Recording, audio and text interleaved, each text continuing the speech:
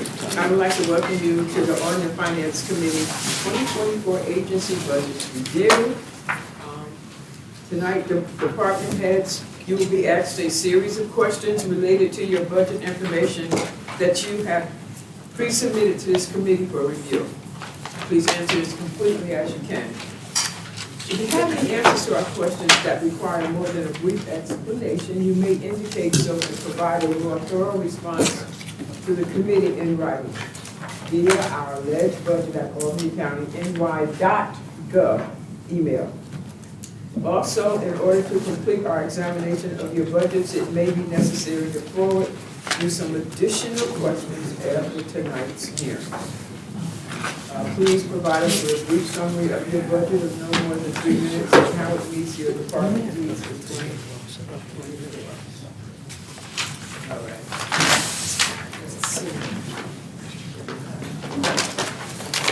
Madam Chairman. Ms. Willingham? Present. Here. Here. Bergman? Here. Ms. Flanagan, German, excuse, Braithwaite? Ms. Hackett? Here. Mayor? I'm sorry, Department of Training. Oh, wait. I just, and Madam Chairman. Okay, I will also acknowledge the presence of other members. I have here Ms. Lockhart. I have Mr. Curley. I have our majority leader, Mr. Feeney. I have Mr. Ricard. I have Mr. Beston. I have Mr. Ward. I have Mr. Miller. I have Ms. Rosano. And I have Ms. Wade. And I also, oh, there he is. And I also have our minority leader, Mr. Morrillo. And I believe I have acknowledged everyone. And of course, our chairman of the legislature, Mr. Andrew Joyce.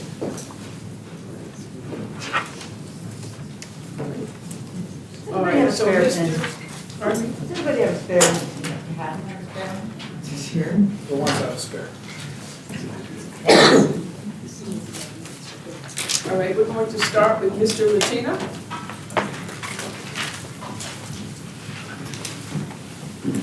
And Mr. Our Commissioner of General Services. Good evening, how are you? Good evening, Chairwoman. How are you? I'm fine. Good evening, all the legislators tonight. It's a pleasure to be here. Okay, would you like to start your, Well, just as an opening statement, we started on our budget as soon as we finished last year's budget. And we submitted it to the county executive and management budget. I think it's a great budget for the Department of General Services to continue with all the great services that we perform for our employees, which mostly that's what the General Services does in our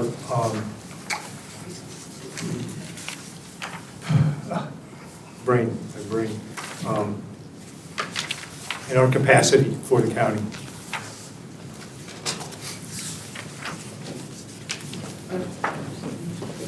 okay, so I think I have a few questions, okay?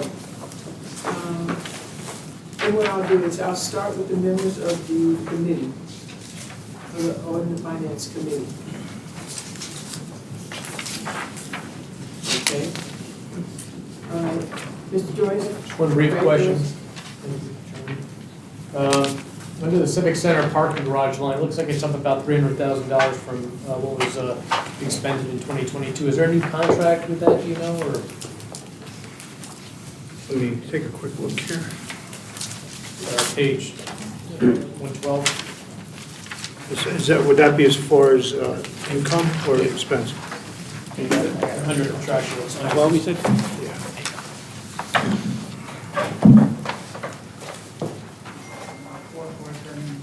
Yeah, that would be the Civic Center parking garage fees. That's actually up because I believe during COVID, we did not have a lot of expenses on that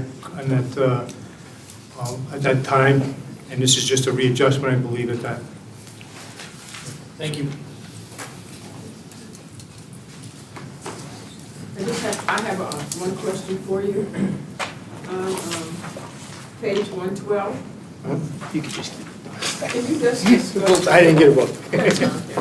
Can you just discuss the creation of the new operations analyst position within your department? So, Madam Chair, I'll speak to that. Thank you. So that is a position, it's being housed in the Department of General Services, but it's intended to be a liaison with the Director of Operations for the county. It's going to handle the long-term projects, planning, and maintenance plans for both general services as well as the other infrastructure-based departments, Public Works, basically kind of a long-term project manager so that they can be the attendee at all the meetings, make sure that the director is, fully apprised of everything, and to make sure that we can kind of solidify our long-term plans. Because as we've seen in the last few years, some of the scheduled maintenance, things like that, we've had to kind of beef up our plans with that. We're just trying, now that we're getting on top of all that, we want to stay on top of all that and keep it all going forward. Mr. Peter? Thank you, Madam Chair. Hi, Mr. Lieutenant, how are you? How are you? This is a general trend we're going to ask, questions we're going to ask sort of to a lot of departments, so, this isn't just for general services. But we know that in general services, as in public works, as in quite a few fields, there's quite a few vacancies, across the department. What efforts are being made to, one, fill those vacancies, and what type of levels of vacancies is your department currently facing? Our vacancies are usually rolling vacancies, which you see. Usually it looks like the same ones from year to year. But we have a lot of like retirements that come up, people take other jobs. So, and those we really don't, like I said, it's continuous recruiting on those. So we go through affirmative action, it goes through that way to try and get the employees that we need. Right now, we're pretty good staffed. I mean, we do have some openings that we're trying to fill. But that's usually what you see there is just rolling vacancies on those jobs. Quick call, Manager. Thank you. Compared to previous years, are we seeing more vacancies come about compared to with competition in the state or the region, or was it just pretty standard? Mine's pretty standard. It's if you look back from years to years, you'll really see that it's usually your custodials, your maintenance mechanics, those are types of things. And that's, that's either they move on to other jobs or retirement. Thank you, Commissioner. All set, Madam Chair. Thank you very much. Do I have any questions for any of the members of the committee? If not, I can move to questions from, I'm sorry, Mr. Bergeron. Yeah, just a quick question. Dave, where do you stand on the proactive inspection of our building stock in order to determine long-term needs of the county? Well, we have our We talked about it for years. Yeah, we have our maintenance programs that we go through. We have HVAC, our fire programs that they go. We get reports on everything that they're looking at. When we're finding out that stuff is starting to age out, then we start to look into replacing rather than repairing. Okay, but what do we have? How many buildings in the county? Oh, we 1,500? no, we don't have that many buildings in the county. No, I mean DPW does. If I'm not mistaken, nine buildings at DPW. We have maybe 5 buildings downtown, and then we have the courthouses, and that's what we have. And a lot of it's old aging infrastructure. I mean, and when you start getting to the aging infrastructure, when you're getting into the older buildings, and trying to keep buildings open while you're doing the work is really what kind of gives you a little bit of a harder time to get stuff done. So I guess what I'm asking is... Let me just say this, Mr. Bergeron. I know that there is a report on all of the buildings that Albany County, and I want to emphasize this, that we do have. And so that report does exist.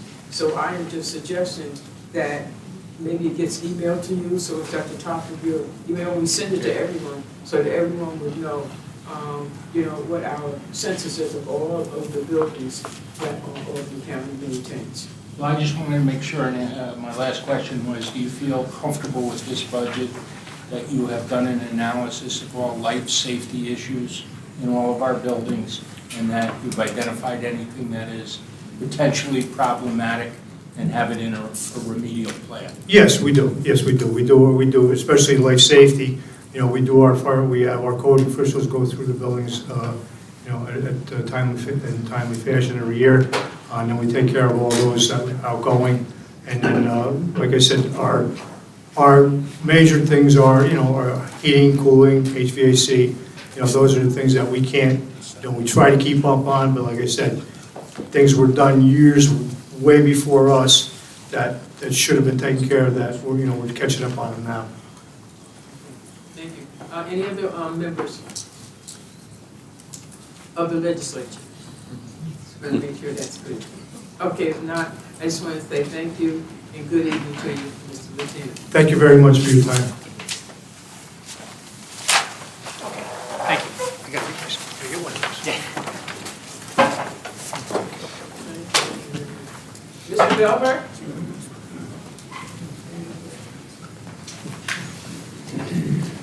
Mr. Belver is the general manager of the MVP arena, and you will find the information on that in your budget book on pages 9, starting from 91. Thank you, Madam Chairman.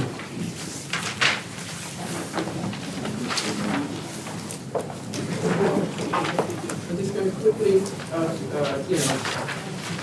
just ask you some things that we would like to hear you talk about. Okay, are you able to provide the same level of service that you currently do with your proposed budget? Speak to any areas of major reductions within your department and how they impact programming.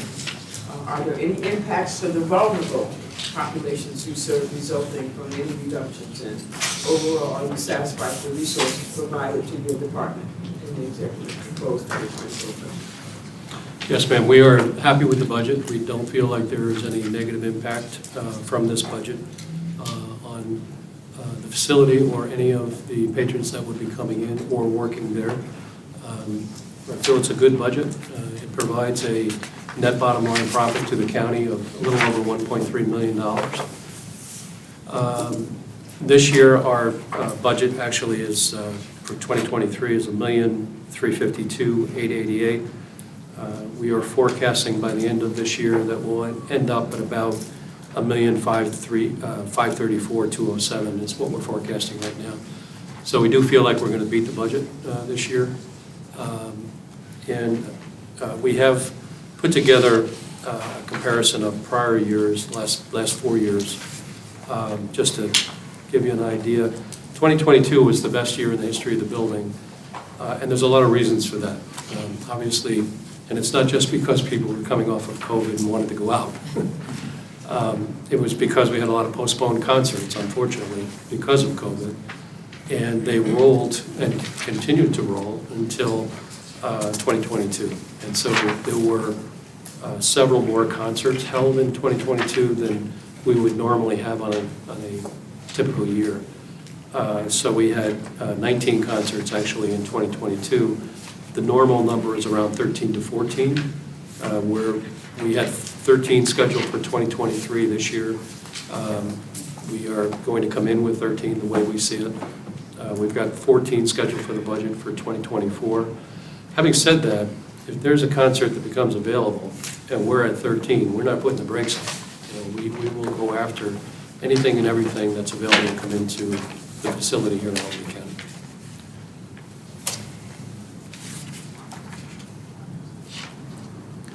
A couple of other things real quick, if you don't mind, that I want to explain before you ask the questions. In 2023, this year, one of the reasons that we're going to beat the budget is because of the NCAA men's basketball. And so that event was a fantastic event. Aside from the ESPN broadcast and the exposure for Albany County, it produced a net event profit of about $448,000. It was one of our best events in the history of the building. And while we have the women's basketball NCAA regional coming in this coming March in 2024, it's not going to generate near as much in the way of net operating profit. So that's why we're being, I don't want to say conservative, but we are not being as robust as we would be if it was the men's basketball. Mr. Peter. Thank you, Madam Chair. Mr. Belver, thank you for coming in. Mine's gonna be a little bit of a multifaceted one, so I'm gonna sort of throw all of it at you, and then you can take it as you like. For the first part, can you provide the committee sort of with a 4-year baseline revenue and expenses, including payments to Albany County, sort of comparison, right? Because that would start us off with pre-COVID, bring us to where we are, and sort of show the committee where we are. The second part to that, and I apologize for this, going to be throwing a lot at you, is besides just showing how many events happen in a year, can you provide the committee, and it can be in the future, that's not to me, how many people attended events? The reason I say that, and I think you have it somewhere, is that even smaller events, all of that generates sales tax revenue and things of that nature in its operations, right? 10 events that bring 100,000 people versus 10 events that bring 150,000 people is very different and helps in different ways.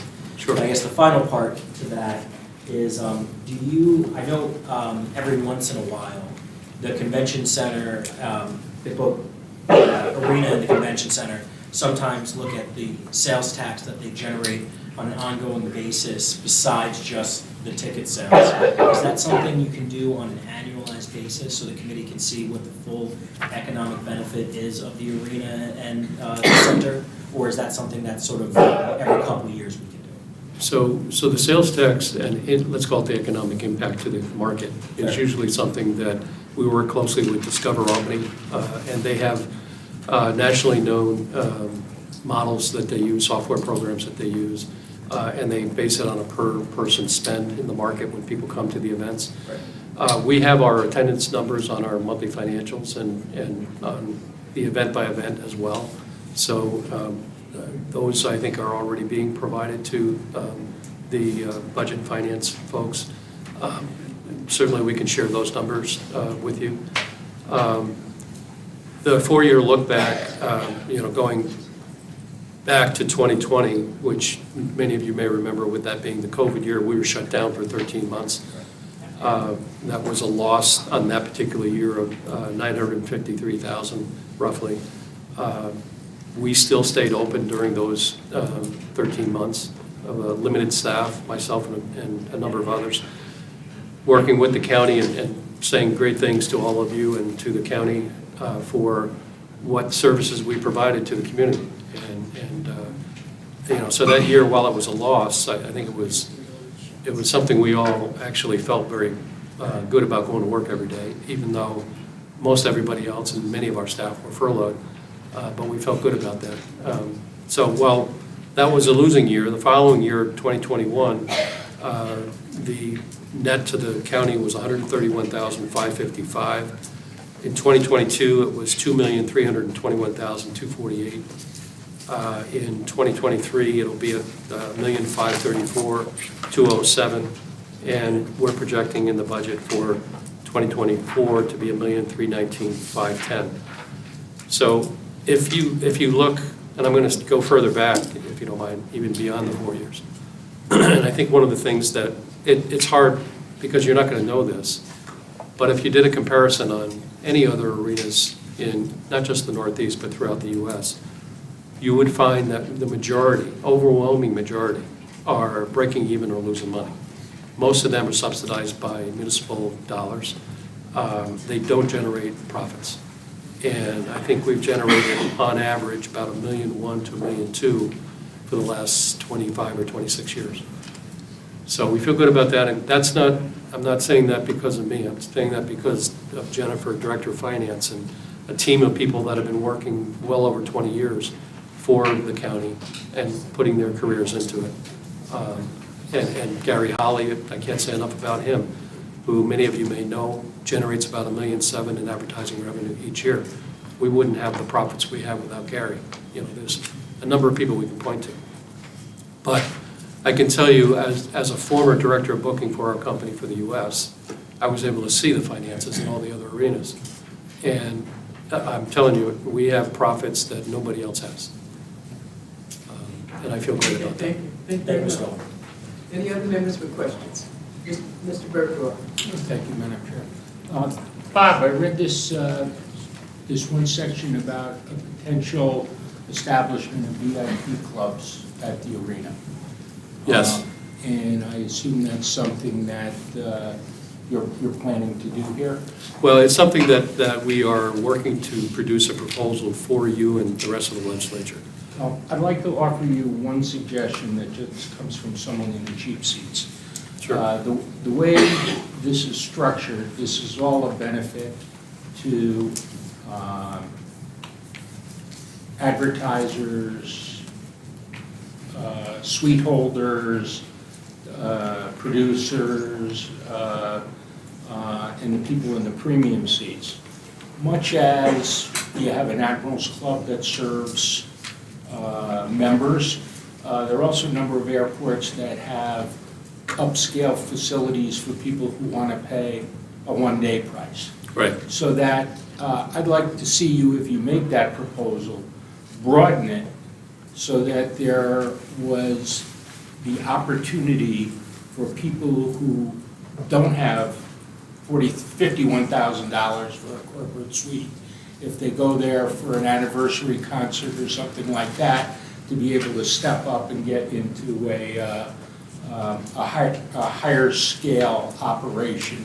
It would be a great treat for the occasional user who would like to go a little extra. Sure. So I just throw that out for your consideration. I think it's a wonderful concept, and I think it would be good on an à la carte basis as well. Sure. And I agree with you 100%, Paul. At the end of the day, this VIP club will have the ability for people to buy memberships that aren't suite holders, that aren't premium seat holders, that aren't advertisers, that aren't spending a whole lot of money in the building. They will be able to buy a membership. Not sure what the pricing will be yet. And that's more of an annual membership, but we also can incorporate a day-to-day ability to buy in and to get into the club. The reason behind, and I'm sure you know this, the reason behind having this VIP club and having it be upscale is because, and not just because every other arena in a NBA, NHL, big market has them. They also have other bars, like we have a couple of sports bars on the concourse that the general public can go to. But it's that access and ability to get into this, as you said, higher end, nicer club, nicer experience. It's the ability to get into that makes the suite holder that's spending that money, the advertiser that's spending the money, feel better about doing so because they can entertain clients and so forth. But I'm with you on the fact that somebody that has an anniversary, they want to spend a little bit more money on that day, we're going to make that available to them. Thank you. So we have a proposal that our company is going to bring to you. Okay, thank you. Any other members for the question? Any other legislative members with the question? No. Thank you for your report, Mr. Bell. Thank you. Thank you very much. I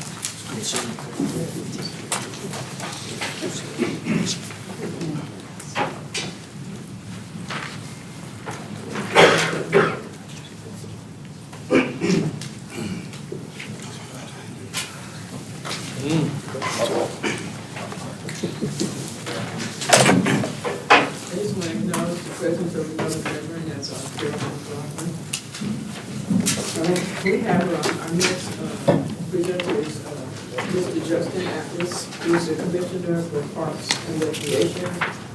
The information for Parks and Rec can be found starting on page 158 in our budget book. Good evening, ladies and gentlemen.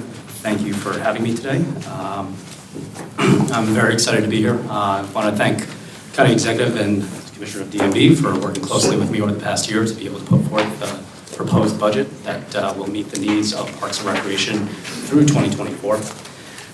Just a few highlights this past year. We had a very productive past year. We went from 40% staffing to 80% this past year, which had a significant impact on what we were able to do service-wise. We implemented 6 lifeguard certification courses before the start of the summer and certified 78 lifeguards within Albany County to be able to make sure that we had safer pools and aquatic facilities throughout the county. We implemented the Fall Festival as well as a new special event, the I Love My Park Day, which is a volunteering event, which we held at all 4 of our park facilities throughout the county. We implemented new after-school programs. We reinstated our karate and combat sports along with kung fu and taekwondo programs, and we look to be able to get into more Tai Chi and other martial arts-based programs in the future.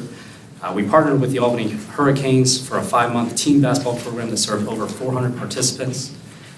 We implemented 22 summer programs for youth in Albany County, including one of our soon-to-be crown jewel programs partnering with the NFL flag football. I'm a little biased on that because I'm a big football fan. And on average, we did approximately 34 hours of programming a week over the past year. We operated 51 scheduled programs at 23 different sites in 14 out of 18 of the municipalities in Albany County. So we had a productive year, and I'm very proud of what we have accomplished, and I'm very grateful for what we could possibly do if this, with this budget going forward into 2024. A couple of things.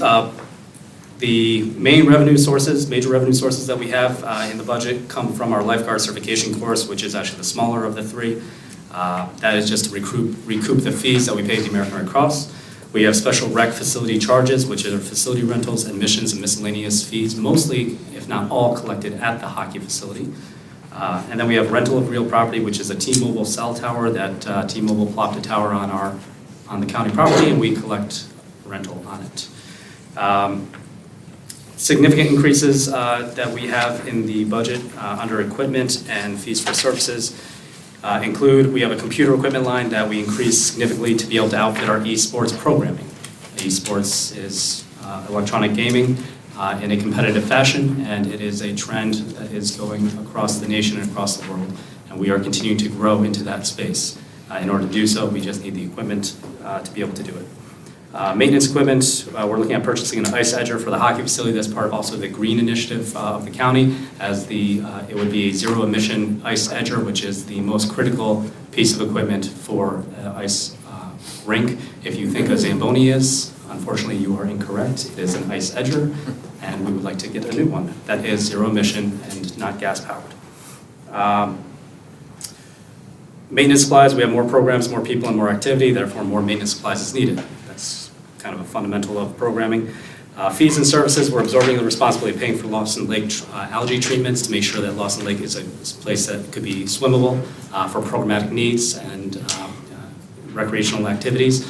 So it currently was in the DGS budget, but we are going to be looking at absorbing that and utilizing or being responsible for that. Uniforms, we have an increased number of events and additional programming, which requires more uniforms for staff and volunteers. Everything from our events, which we have a spring, summer, fall, and winter event, additional with all the programming that we have. We want to make sure that our staff are identified so that when parents go in and greet staff members and they hand off their children, they know who they are giving their children to for the time of the program. And then our recreation programming line, we have legacy programming with more events and more programming and growth of events and programming that is current. So we've requested $15,000 additional, which we believe will help make sure that we are growing at a sustainable pace throughout 2024. We have currently 2 vacant positions, the Community Health and Wellness Development Coordinator position and the Community Program Educator position. Both positions we are currently recruiting for, and we're in the final stages of hopefully identifying a candidate soon and being able to fill those positions. Next year's projects that are driving some costs in 2024 include a feasibility study for our multi-purpose rec center, a reintroduction of lacrosse and expansion of flag football, the addition of the summer festival at Lawson Lake. It'll probably be around my birthday, everybody's welcome. And the growth and expansion of pickleball and esports programming, as mentioned about the esports with the computer equipment, and then implementation of outdoor education programs at Lawson Lake, Anley Pond, Helderberg Hudson Rail Trail, and throughout nature preserves all throughout Albany County, which there are more than you probably realize, because there are more than I realized, and I'm learning a few things too. So with the 2024 proposed budget, again, it will meet our needs for Parks and Recreation to continue to grow and expand in a sustainable and impactful way. And as I mentioned, we were able to get into 14 out of the 18 municipalities within the county, and we are already setting up and scheduling to be in the other 4, as well as continue to operate in all municipalities within Albany County, as it is the county executive's vision and our belief and our drive to make sure that every resident in Albany County has opportunities to recreate in a health and safe manner. Well, I have to say you gave a very extensive and excellent presentation, but I do have a question. And I heard you early on mentioned 4 park facilities. I just want to know where they are. The hockey facility, the Anley Pond, the Helderberg Hudson Rail Trail, and Lawson Lake. Okay, thank you. All right, do I have any questions from the members of the committee? Mr. Bergeron?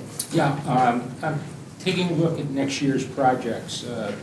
Pickleball court at the main office. Well, what do you got in mind? The facility in Voorheesville, where our main office is, Parks and Recreation main office, has a large parking lot as it used to be the sheriff's substation.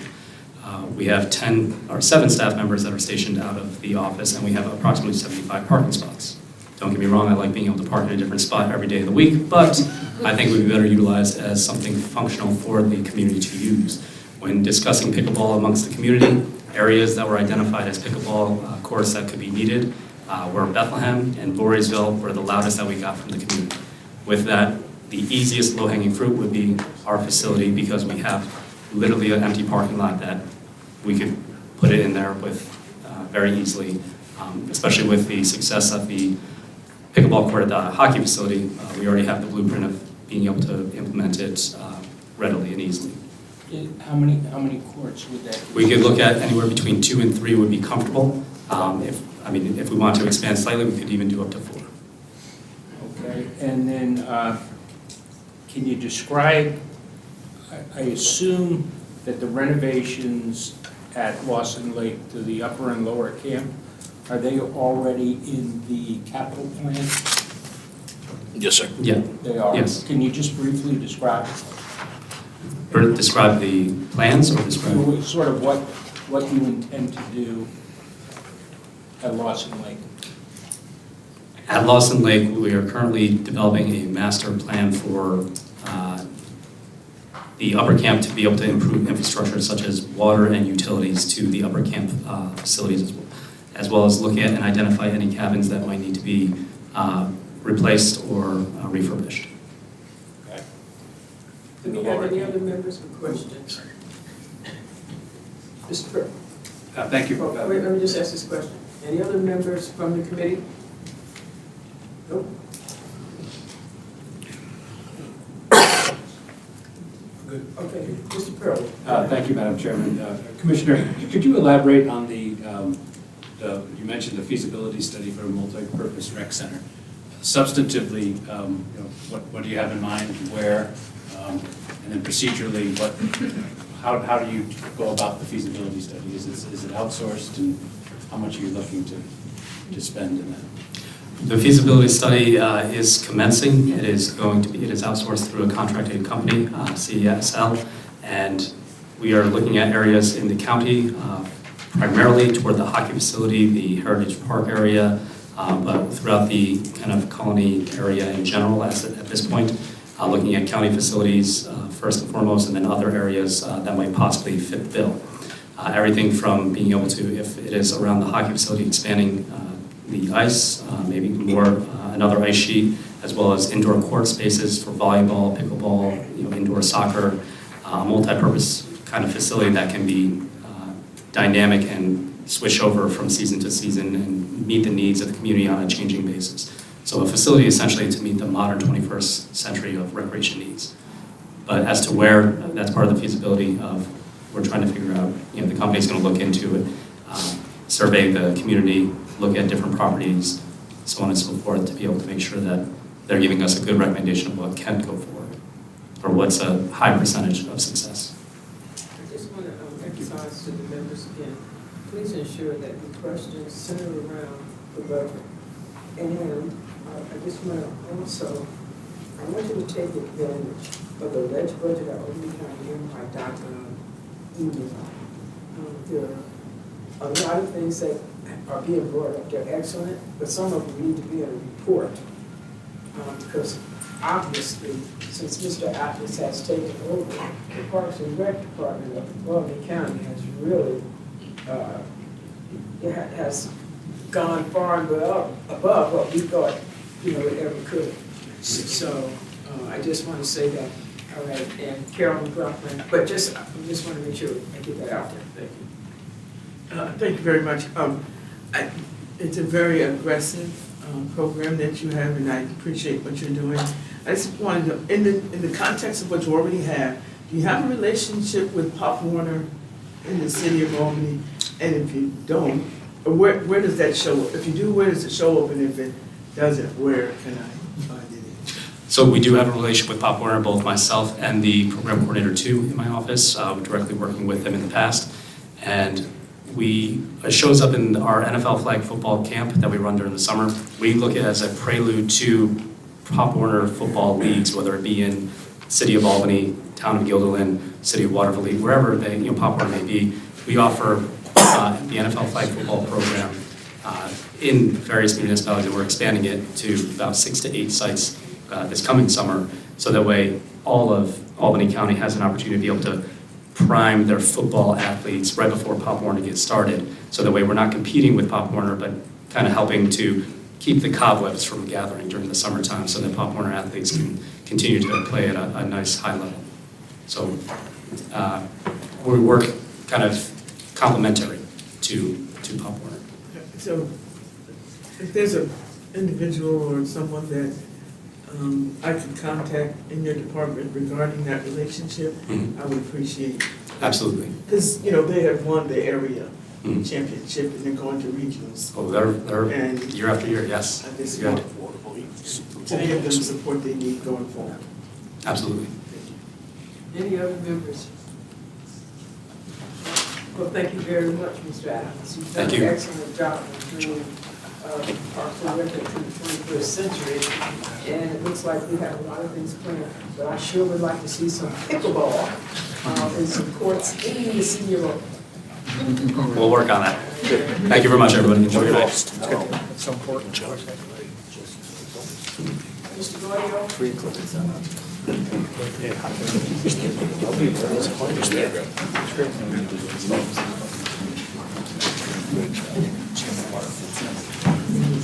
Thank you, everybody. I'll make a statement and then kind of go through some details on the 2024 budget. And I want you to speak into the microphone, please. Oh, sorry. That's okay, but that's better? Okay. The district and our Board of Commissioners feel that the 2024 budget as presented accurately reflects the needs for the district next year. A few things we wanted to touch on. We are continuing to struggle with staffing and recruitment. As of right now, we have 7 vacancies with our process operators. We are actively trying to fill those positions. We have been using Indeed with moderate success, and we are continuing to work with our HR Commissioner and Civil Service Commissioners to help recruitment efforts.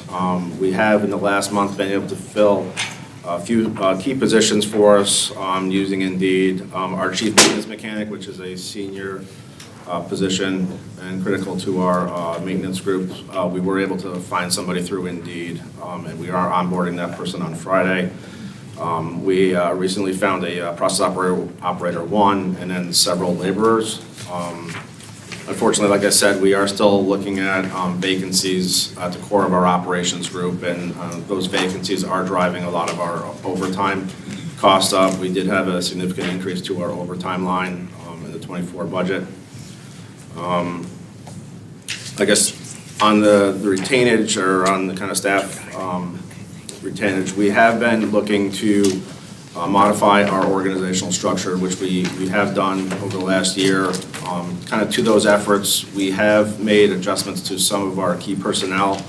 The positions that we have requested increases above 3% are our permit compliance manager, which is a 7% increase. Our South Plant Chief Operator, which is a 6.6% increase.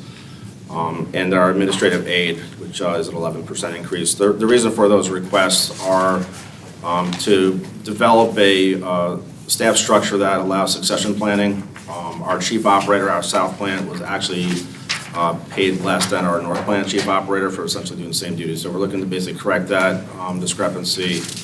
Our permit compliance manager, who wears a variety of hats for us and is actively negotiating with DEC, EPA on permits. He's also involved in our operations from a process perspective, and is also managing our collection group. He's been really an asset to us, and we're looking to just get him up to a position where we feel he is being compensated fairly.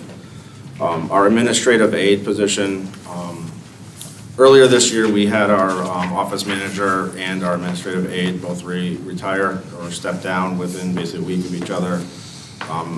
Obviously, that created some continuity issues in the office, and I think the way it was structured before, our administrative aide position really didn't have the overlap of duties that our office manager did. So we're really looking to restructure that so that there's overlap in duties, so that we do have succession planning. So in the event that one of those individuals out of the office, we still have the ability to kind of perform duties. So really that increases to reflect the extra duties that that aide will be performing for us. Specific to capital projects, earlier this year, we got approval for a rather aggressive capital program. We completed 2 major engineering studies earlier this year. Our sludge process improvement study, which is basically looking at our sludge processes, both north and south, and we did a comprehensive capital plan study that looks at our wetted process. Basically, that's each unit process on the actual treatment side. So those studies were completed, and we are looking to move forward with what we're calling phase 1 of that work. We had approval for $150.5 million in capital improvement projects, and we're really looking to kind of start the efforts to upgrade our facilities. Both our facilities are 50 years old. We really have a great opportunity to look at not only replacement in kind types of work, but also look at energy efficiency opportunities and really look at transforming the plant and getting those kind of to a position that we feel will give us adequate treatment for hopefully another 30 to 50 years. A couple of those projects, just to highlight, the first project is our septage and fog receiving station project. This is a project that we were fortunate enough to get ARPA funding from, so certainly we appreciate the support of the legislature and the county exec's office for that. That project will allow us to take in, I'll say, restaurant grease waste, and it will allow us to process that and harvest basically that, I'll say, grease and process it in a way where we can then use it as a biofuel. It'll basically act as a feedstock for biodiesel, or it can be used straight away as a heating fuel substitute. That's in line really with the state's approach for BioHeat New York, which has I think a 20% requirement to have heating fuel be renewable out to 2030, I believe is the date for that. So we're really excited to kind of get that project moving. Not only will it put us on a path to generate a sustainable fuel source, but it also allow us to generate a revenue source for the district. We are an enterprise fund, so again, our expenses are offset by the revenues that we bring in. The largest of those revenues are from our 8 communities that we serve. So again, bringing in additional outside revenues really helps offset any increases to our communities. The other projects that we're looking to do, kind of in line with the sludge process improvements, are we are looking at a mixing upgrade to our sludge holding tanks. We would be looking to replace kind of an old school mechanical mixing system with a large bubble mixing system that's more efficient.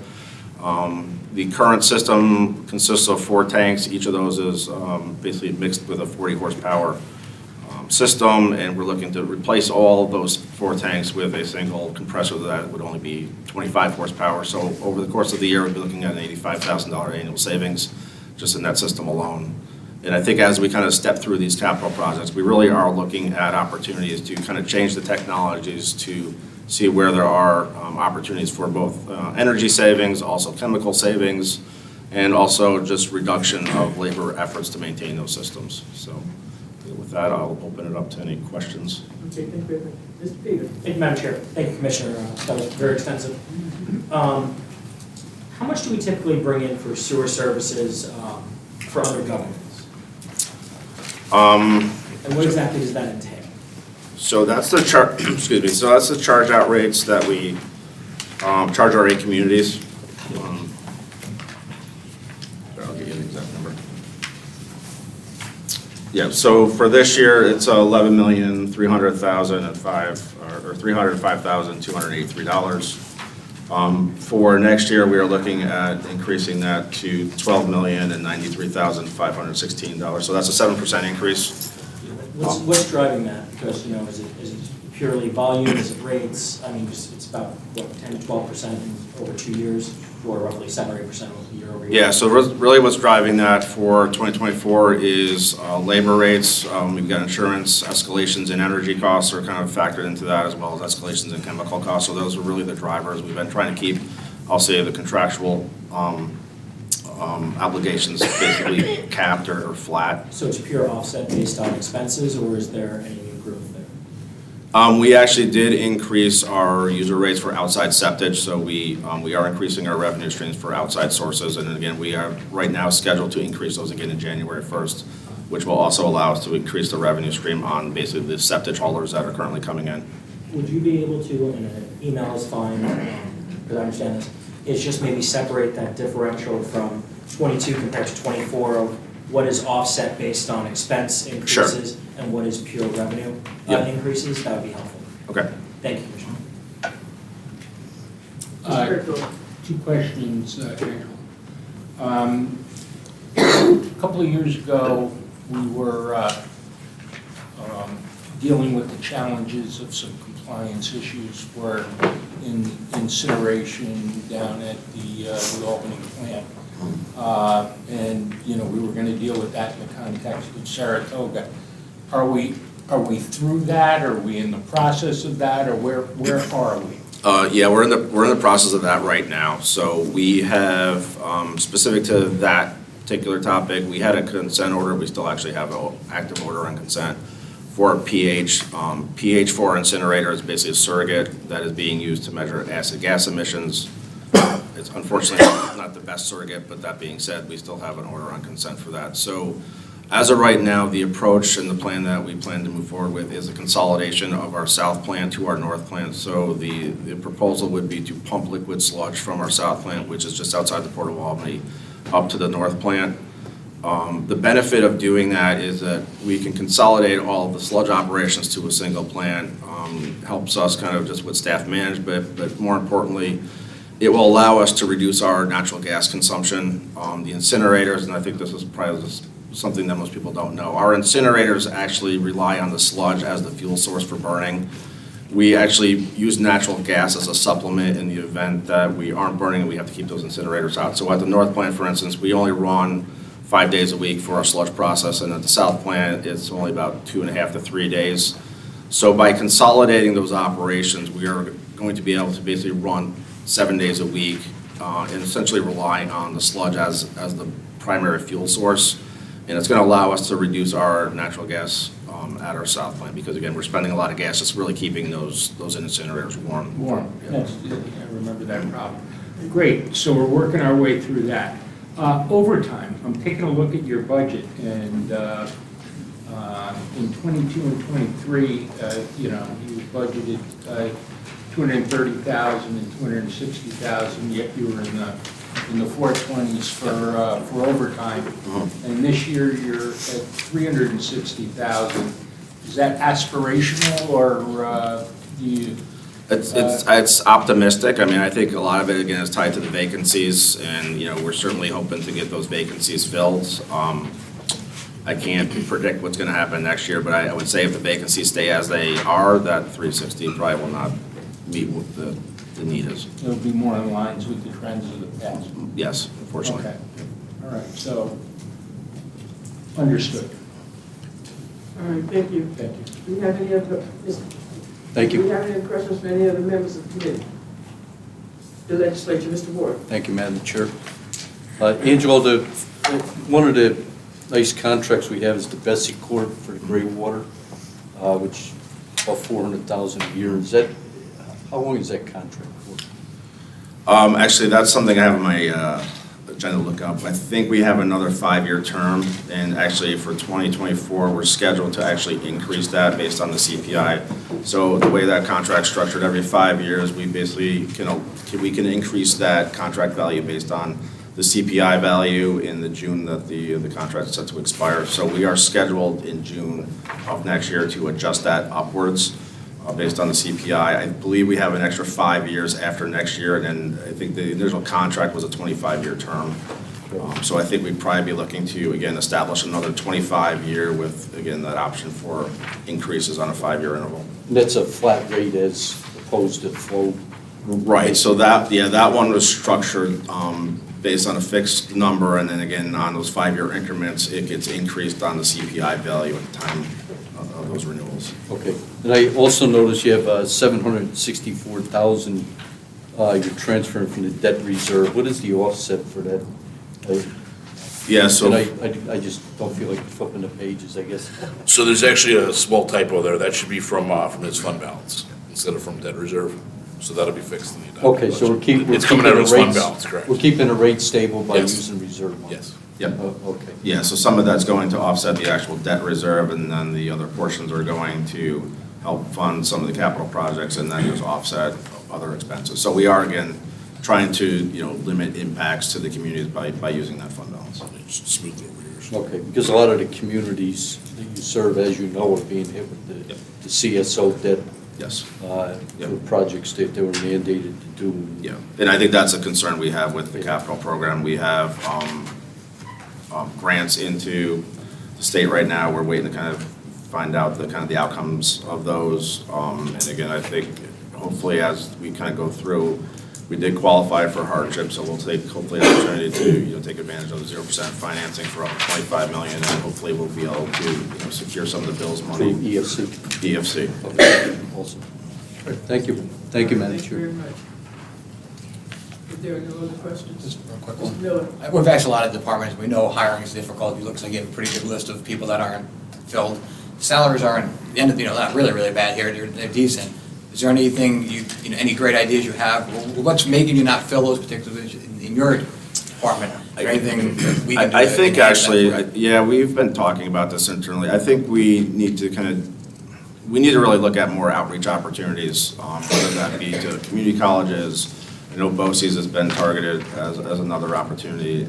We had some discussions with BOCES last year.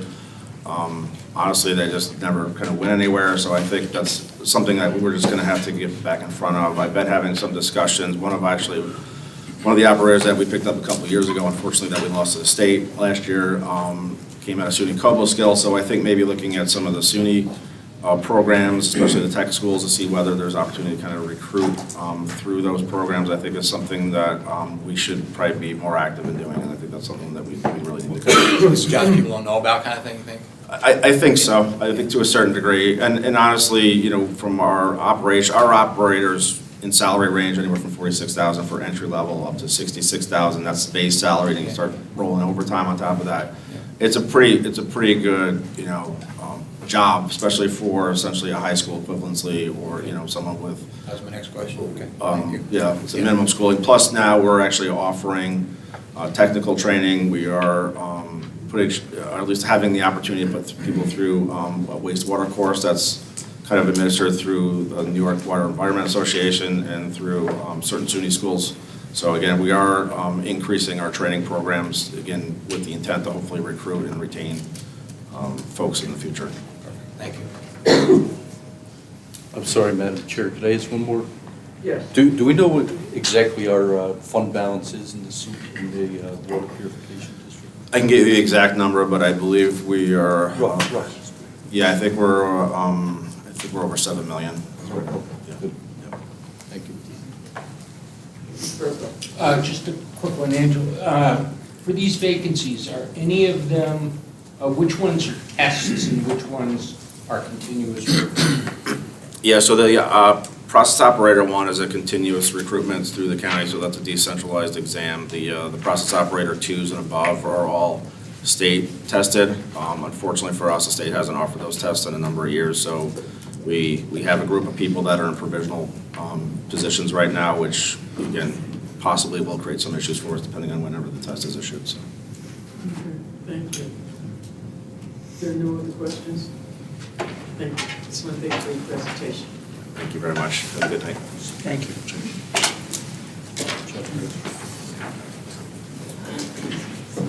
Mr. Bellinger?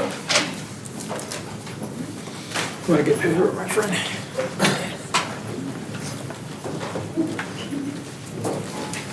Good evening.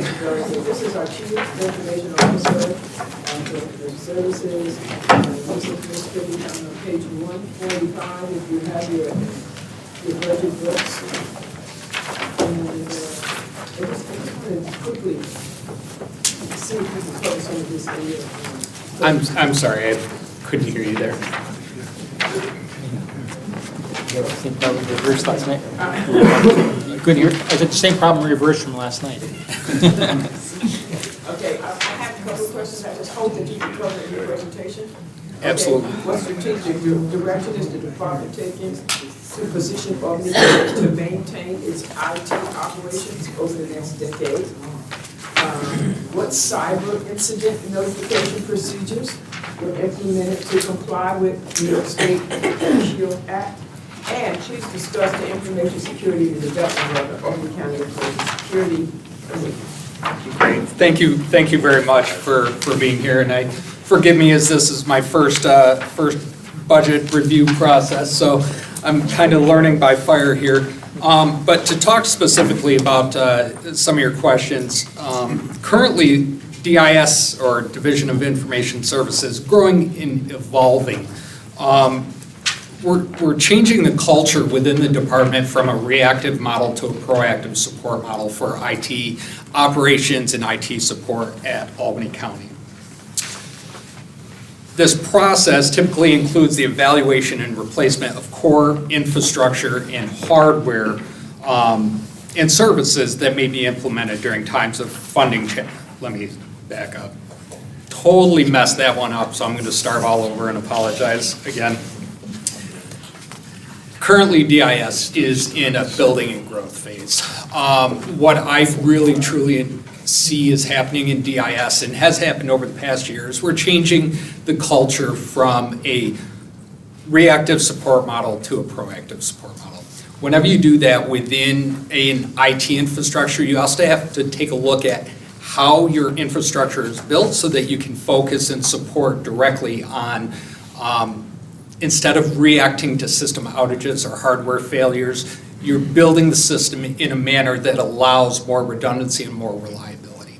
Now, Albany County as a whole, our infrastructure has been built and grown over time. Some of that time included periods of funding challenges at the county, right? So a lot of times we were forced to make do with what we had and build an infrastructure and deliver services based on what we had accessibility to. With that being said, as we change the culture within the department from a reactive support model, what we're really having to take a hard look at is also the replacement and upgrade of a lot of our core infrastructure, with the focus more being on the redundancy and reliability of the hardware and less on the financial costs or implementation costs that go along with that. With that being said, the goal of this change, the proactive support model, allows the department to focus more on preventative maintenance and future initiatives that the county brings to us, whether it be through the legislature or through the county executive's office. It really allows us to perform in a more agile capacity. Now, if I was to answer the question specifically, I have a personal goal that I've set for myself in coming over to Albany County to make the Albany County IT department be kind of the model for support and implementation for other counties within New York State. One of the things that I've been extremely lucky with the county exec and the management DMB is we have a support system in place. Albany County understands the value and the requirements of IT, and they're giving me the resources both within this budget as well as grant opportunities such as ARPA that the legislative body has afforded us. We really have a lot of support to turn this county into kind of the trend centers or what other counties look to be. With that being said, right now we are fundamentally in that rebuilding stage. From that rebuilding stage, we'll build into that policy and development stage that allows us to then focus specifically on just maintaining day-to-day operations, followed very shortly by individual meetings with departments, department heads, county executive, and legislature to understand individual departments' priorities and goals for their individual groups. From there, we can then wrap an IT plan around those strategies and how DIS can then support those strategic goals of the various groups that we're supporting. So that's in terms of, kind of the way I view it in terms of our strategic plan going forward. To give you a specific answer, unfortunately, this is IT. I could tell you one thing today, and tomorrow technology completely changes, and I've got to redo it. It's all evaluating and operating with the best information we have in the moment, with ultimate goals of supporting our department. In reference to cybersecurity a little bit, one of the questions that came up, and it's kind of, I'm kind of glad I put some legwork into this year now that the question came up, is New York State does have the New York State SHIELD Act, which dictates that agencies and organizations around New York State, in the event of a cyber attack where personal information is breached, there are specific requirements that the entity has for reporting of that data breach to the end users or the impacted parties. Over the past, I'm going to say probably 3 months ago, I came before the legislature and asked for the adoption and passing of the Albany County Information Security Notification Policy. And what that allowed for is that allowed for a single point of reference and a single process for anybody around the county, whether it be a department head, whether it be a legislature, whomever it may be around the county, if there's a suspected or confirmed data security incident, it gave them a point of access for alerting us. Now that mailbox goes to not only DIS from a cybersecurity standpoint, but also DMB as well as legal going along with that. Cybersecurity is also one of those things that in this day and age, we really have to stay focused on. One of the things that I saw very recently, SUNY Orange just got hit with a ransomware attack. SUNY Poly got hit with a ransomware attack last year. It just continues to increase and continues to happen. And quite honestly, I completely expect that as we get closer to the presidential election, we're going to start seeing a lot more attacks as well.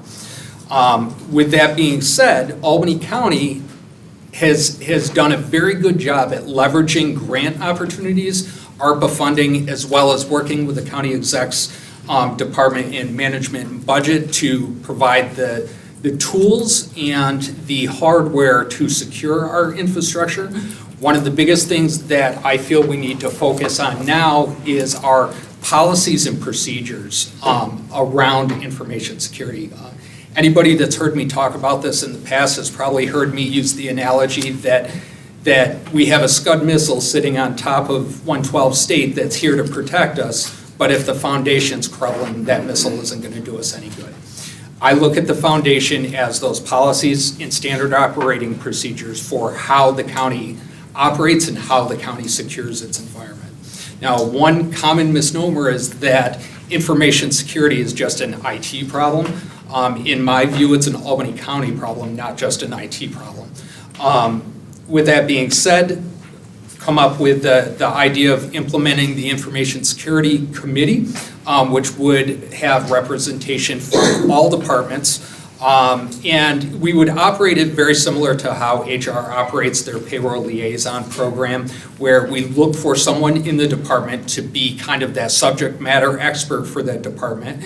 And it allows us to not only interact and share common threats that we're seeing, but also allows them to help us negotiate and develop the policies for the county that will help protect it. One of the big things I want to be cognizant of is that I don't know what every single requirement is for every single department. That's where I need the department's help in helping to identify those. And this committee would truly allow us to do that.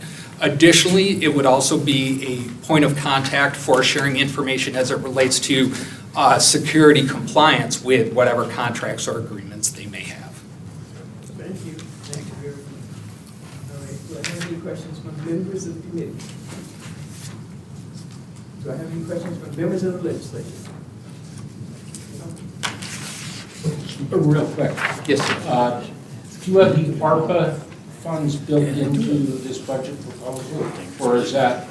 So the ARPA funds are we're taking into account the projects that we have pre-identified for ARPA-funded projects are in addition to the funding that's in this budget. So Okay, for but example. they're obviously all complementary. Correct, exactly, So- exactly. So a perfect example of that is currently we have, we're working through the process and we'll be bringing before the legislature very shortly the firewall project that we worked on that's funded as part of the ARPA program. Part of the professional services to implement that hardware that we're purchasing with ARPA funding will come out of the county budgets. So. Thank you very much. Are we good? Yep, we're good. Thank you very much. You gave an excellent presentation. I remember last year when you first came on, or it might have been the beginning of the year too, but how excited you were to actually be able to sink your teeth into this. Yeah. And so, you did an excellent job. So we really appreciate the work that you do. Thank you very much. Thank you very much.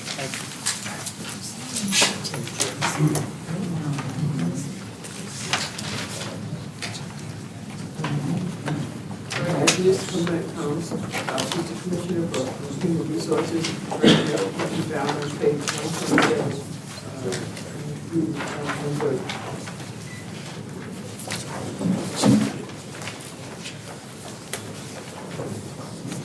Good evening.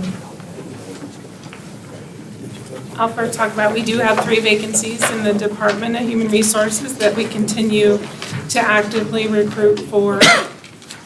And we also have 2 new initiatives. One is for a subsidy for county employees for childcare or daycare services through the Shaker Place Rehabilitation Center. Then we also have the improvement through the Human Resources Information System. Okay, so, can we just elaborate just a little bit on the, how much will employees pay for the childcare after the subsidy? So that all depends on the rates, which are still being worked out through the nursing home daycare center. So I don't have exact amounts. Okay, can you talk into the microphone, please? Yes, sorry. The rates are still being established. As soon as those are established, we'll be able to speak to the amount that an employee would have to pay. Mr. Peter. Thank you, Madam Chair. Is there a goal for, or I guess, is there sort of like just a base number on how many employees we think the daycare will serve? I'm sure that when we built it, there was an assumption of how many county employees might take advantage of the program. So we're not managing the daycare specifically, and this subsidy is specific to employees outside of the nursing homes, the nursing home employees, or Shaker Place, I apologize. Those employees' subsidy is within the department's budget, and then this would be for additional employees that may be served through the Shaker Place Rehabilitation Center. Daycare. So if it will help answer Mr. Peters' question, so if it will help answer Mr. Peters' question, as we file our certificate of need, or I forget the exact terminology for the license with the state, that will dictate the number of children and the age ranges that each one can handle. And then I can get you that, we can back into, approximate number of families based on number of kids. So it's possible the $250,000 subsidy might be too low or too high. It's an estimate based on market rates. We kind of had to get something put together, but we knew we didn't have the full approval yet from the state on everything. Right. Yes, thank you, Madam Chair. Just a real quick question. Looks like shared services remain flat from the previous year, but it looks like expenses are up. Is there any thought behind that?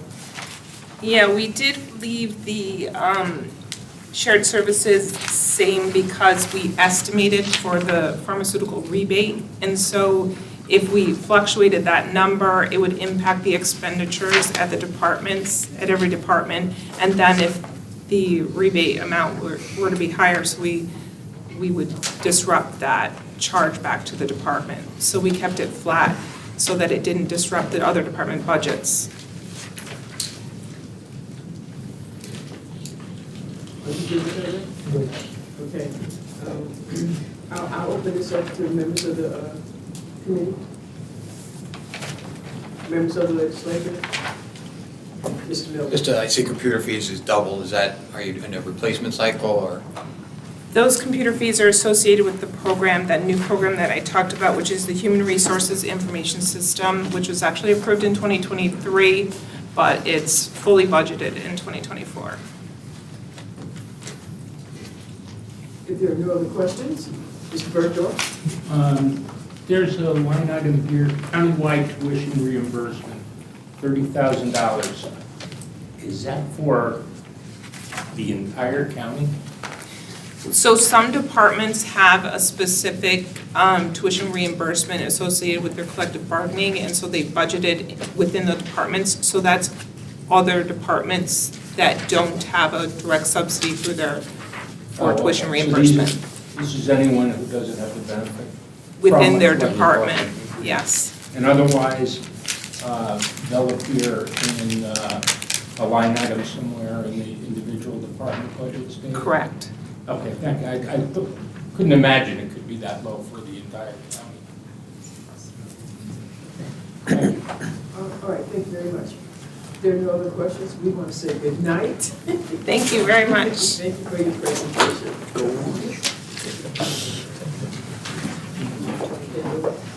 Mr. Lowry, Director of Civil Service.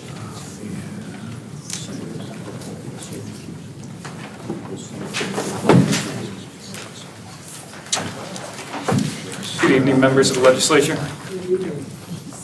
We just see the thing. So I am here presenting the 2024 proposed civil service budget. I'd like to thank the Department of Management and Budget and the County Executive's Office. Please excuse me, I was last. The civil service information can be found starting on page 94.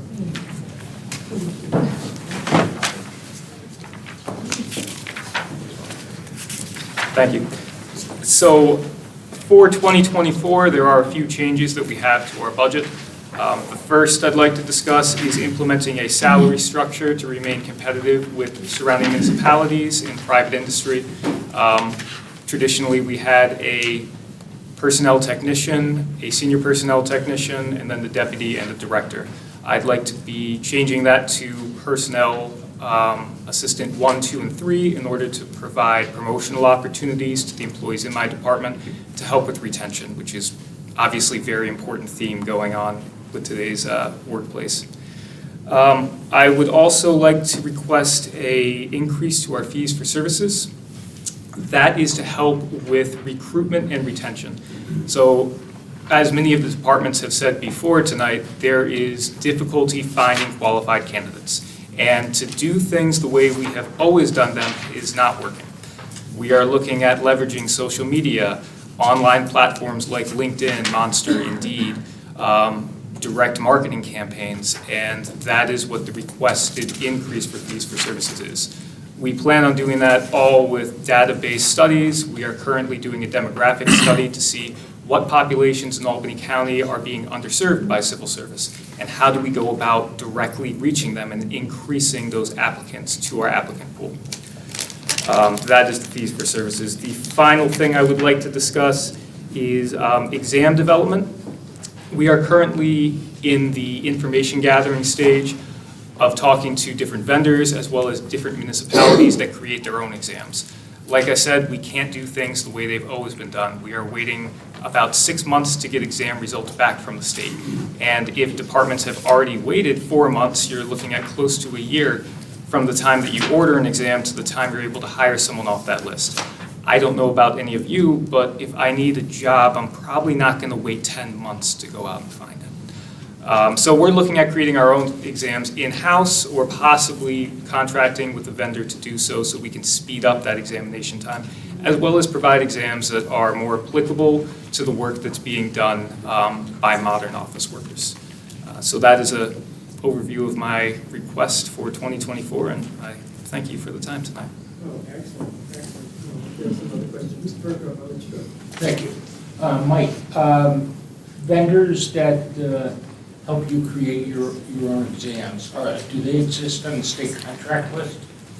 So right now, we haven't looked at the state contract. I know that New York State has contracted out for their own exam creation, so I don't believe that there is something currently, but that's something I will look into. I mean, they got every other consultant in the world on a state list. So Right.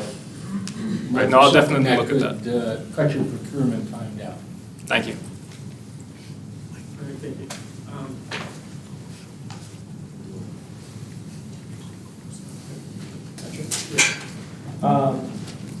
Director, how has the waiver of the residency requirement affected hiring in Albany County?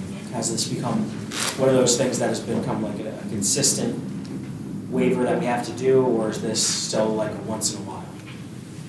So, as discussed in the previous, last week, we believe strongly that the residency requirement being waived has helped tremendously. I can get you those exact numbers as well as a memo outlining that, but even one single vacancy being filled from the waiver has been beneficial. I believe we're closer, I'll get you the exact numbers so I don't misspeak, but we've had multiple departments talk about why it's important. Mark Olson at the nursing home, Nicole Ward with Children, Youth and Families, and Michelle McClave have all attested to how much it has helped them fill their vacancies. So we would greatly appreciate if you considered keeping with that trend. Yeah, if you could email us that number. Of course. Yeah, so that's all of us. Are there any members? Yes, Mr. Thank you. Just a quick question. Colleges, they allow people to take exams online. Technology is there, so they're taking it appropriately. Do you have any way to do that? Can we do that? So we do. Wait a minute. What's the question? Mr. Carr, could you please look this way and talk it down? Sorry. What you said. You know, my wife always accused me of talking too loud. I'm not talking loud enough. Seriously though, I just asked them, colleges, they have the ability to take exams online. I just wanted to see if somebody could take an exam online. So currently, New York State primarily bases all of their exams with multiple choice evaluations. However, they have been expanding that to include training and experience exams, which essentially you sign up for, we see if you qualify, you then go online, fill out a questionnaire, and then it's graded within the month. We absolutely love T&E exams. Albany County actually piloted the correction officer T exam, the first in the state. We had tremendous results with that. We're at the mercy of the state to create those exams. They're currently working to create one for caseworker in Children, Youth and Families, as well as process operator with Angelo in the Water Purification District. We are both subject matter experts on those, and we've been encouraging them to move along, but like all of the municipalities, the state is also burdened with understaffing right now. But yes, it is a possibility, and we are exploring that. I think you would expand your pool if you had the ability to do that. I think it's a great opportunity. Because unfortunately, people just can't get into a situation, maybe driving wherever the exam is held, so it would be helpful, I think. Yes, sir. Thank you. Thank you. Thank you very much. Ms. Lockhart. Thank you, Madam Chair. I was just wondering about where the kiosks were located in Yes. the county. So thanks to Andrew Bellinger, we purchased the iPads for the kiosk. We are actually having our first dry run this Thursday to implement them. There were some hurdles at implementing them, primarily we have to go fully electronic if we want to do it right. So we're going to be shifting over from accepting paper and electronic exams to solely electronic, how many of the municipalities do in Albany County. The kiosk will be located on the 9th floor, and depending on our funds for purchasing additional iPads at other key locations around the county. Based upon Ms. Lockhart's question, so the Civil Service Department will only accept electronic applications starting in 2024? And with that, okay, let's assume this will save money, but will it leave out certain demographics? So if I could talk to you about that after the meeting possibly, because we have considered that, but possibly after the meeting I can send you an email about that. I was wondering about that too. Outlying areas. I think it's something that I think we all want to hear. So the intent is to go fully electronic because we need that in order to establish a baseline of having everyone's email. And to submit that electronically, you're going to get the email so we have the communications. We're going to leave in the option for people to submit things through paper as well as through cash, but it is not our intent to publicize that widely because we want to strongly encourage people to apply only online. If someone has an issue, of course, we're going to accept a paper application. We don't want to disadvantage anyone at all. But the idea is that we have everyone do it online. Carolyn? In that regard, is there a relationship with libraries? I mean, have you looked into how you can expand the use and get further outreach through libraries throughout the county? Yes, so libraries that we serve all receive notification when there is an exam announcement, and they're encouraged to share that. But are we gonna do any, I mean, I know the libraries, I spent a lot of time in libraries around this county in the last year. And I see signs up everywhere. But in terms of what extra outreach efforts can we do to ward off any concerns that people might have about people being left out of the process? Right, Thought so, about that?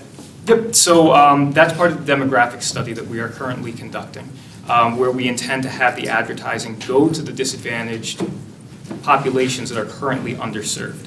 We're looking at it geographically. We're also looking at other demographic information that we can gather to make sure we're focusing advertising on those areas. If it is through an area that has a library nearby, of course, we will definitely reach out that way. The intent is not to bar anyone from applying. The City of Albany currently only accepts electronic applications. That's not our intent. We just want to encourage everyone to apply online to make it easier. Thank you very much. Ms. Rosano? Thank you. Do you ever work with the schools regarding information about upcoming exams? And would you have an opportunity to share that with the schools so that kids who are graduating, not going on to college or junior college, would have an opportunity for these, these Of course. exams? So New York State actually passed legislation this year. We already did this, but to reaffirm it, they passed legislation that we reach out to all forms of education, whether it's high school, college, training facilities such as BOCES, and announce that, we have exam opportunities.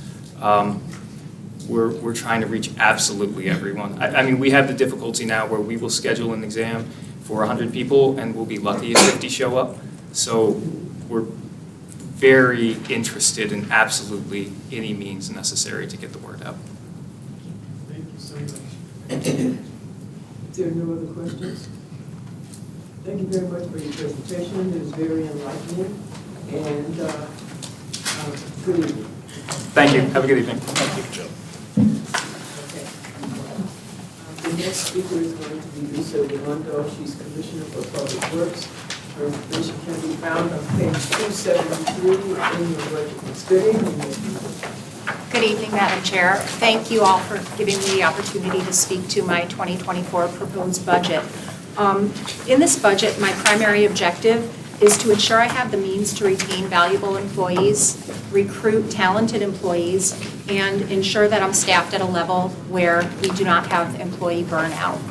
I'm pleased to say that ever since the union contract passed, we've had much success with recruiting operators. In years past, in January, we have been down anywhere from 6 to 10 operators. We were able to recruit more operators since the printing of this budget, so some of the vacancies that I noted are no longer vacant. We currently have only one vacant operator position. If you take into account the 2 operator positions that I'm proposing to eliminate. I'm proposing to eliminate 2 operator positions so that I can raise the foreman's salaries. They are the supervisors to the operators, and right now with the union contract as it is, it is very hard, well, the operators, 2s and 3s, earn more than their supervisors. That poses a problem, not only because, the supervisors have a lot of responsibility 24 hours a day, but if a foreman were to leave their position, it would be very hard for us to recruit another foreman from our staff because they'd be earning less money. So I wanted to propose a budget neutral raise for the foreman, and that is reflected in my budget. I also wanted to propose some other budget neutral raises for some key positions that are non-union on our staff. Over the past several years, we've had a challenge keeping engineering technicians and our senior planner. So I looked up market comps in the area and proposed salary increases for those positions to try to retain those that we have. We lost 2 senior planners within like a 1-year span prior to having our existing planner, and I really want to retain her. She's been trained and she's very valuable and does a good job. We've also lost 2 engineering technicians in that same time frame. So it's critical that we have the ability to retain our talented staff. With that, I'm open to questions. Thank you, Madam Chair. Lisa, what will the spread now be between the highway foremans and the operator 2 and 3s? Obviously, salary compression seems like it was a mild term. Yep. If you have people who are 2s and 3s who are making more than the foreman, but can you, in an email, maybe demonstrate that to us? In an email? Yeah. Sure, yes, I can speak to it if Okay, you'd but I like. think it'd be good to have it because there Sure. have been some questions raised. Yes. Operator 2s and 3s now at step 5, which most are, in order to get up to the 2 and 3 level, you generally have at least 5 years in, make $56,000 to $59,000. That's when OPP and special and shift differential is taken into account. What is OPP? One person plow. Oh, So during the 22 weeks out of the year, the operators make one person plow pay, which is an extra $2 an hour, and they also make a shift differential for $1.50 extra. The foremen don't get that extra pay, and so they're currently earning $54,000. So the foremen are earning $54,000. correct, and they're supervising operators that earn more than them. So I'll be glad to share that information in an email. Mr. Majors. Thank you, Commissioner. So, so that was one of my questions, was the one-person plow and the overtime incentive. But I thought maybe that was a shift differential, but I see the shift differential is on a different line. What is the overtime incentive? So the new union contract has a clause in it that gives, if you make a certain percentage, and I don't know the exact number, it might be, I'll have to look it up, but 90% of the call-ins for overtime, that's an incentive to get people to answer their phone and come in the middle of the night. So if they make over 90%, they get an extra $1,000, and if they make over, I think, 75%, they earn a lesser amount. Ms. McAgnes. Do you anticipate providing any striping for anybody else or just for yourself? So that is a good question. You know what, this is the first year, in 2024, it'll be the first year. And it just depends on our workload. We potentially could. The truck is working well, and it's definitely something that we could consider as a shared service if the need arises. Do I have any other questions from the members of the legislature? Mr. Miller? Yeah, I mean, I raised a question, I think you answered part of it. I had a concern with losing union positions to fill, I understand why you need to do that with that. Yeah. But with taking out union positions to fund the other ones, I'd like to see that. revenue neutral come from somewhere else. Do you have a concern though, especially going with the one-person plows, with having enough operators to do everything you do, especially in plowing, but even for everything else that you do? That's I a know you do really lot of good stuff. question. So I looked back and over the last several winters, I was looking at our employee staff numbers. And like I said, we were down 6 to 10 operators over the last several years during the peak season. That's not good. I mean, it's not good at all. I hate to give up any operator positions, but the reality is that we were not able to recruit, enough. The recruitment was an issue. We were able to get by the skin of our teeth. We also have 2 mechanics in our mechanics shop that are certified CDL drivers. So we'll pull those 2 guys in when we need extra help. Again, the good news is, I think that considering we were able to get by the skin of our teeth down that many operators, now with the higher salaries for the operators and the fact that we have successfully recruited, we only have 1 vacancy, once you take away those other 2, Yep. I feel confident that we'll be able to get the work done. Very good. Mr. Peter? Madam Chair, thank you. What is the current status of the rail trail bridge replacement over 85? And, I'm sure it's a favorite topic. And, so what are we sort of looking at as far as the true schedule, right? Because I understand it's going to be, there's no one answer to this one. This is going to be a replacement, the reconstruction. What are we looking at with this? So the interim bridge is up and the fencing is installed, and it is supposed to be open for pedestrians on November 7th.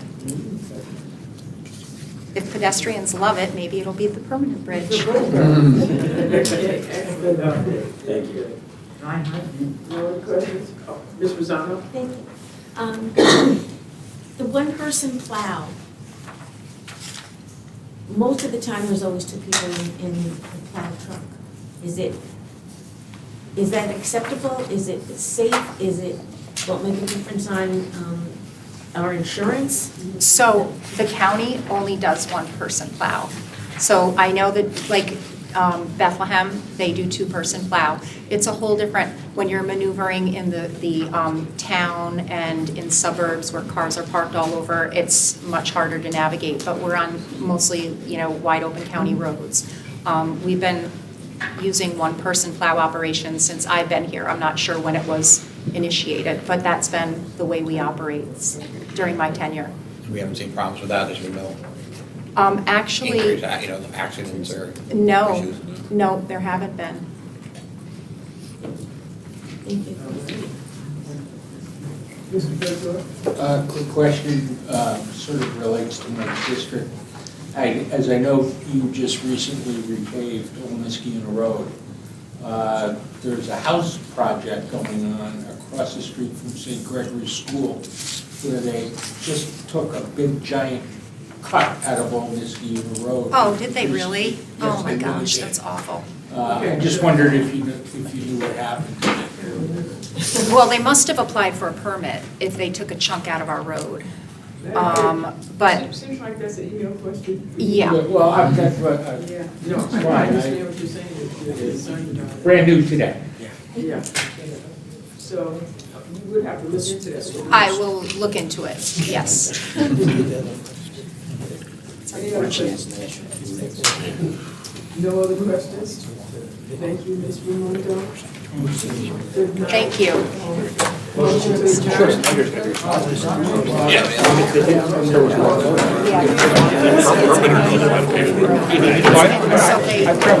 Yeah, so they patched it. So just like. Yeah, they do that all the time. That's. It was a matter of- Okay.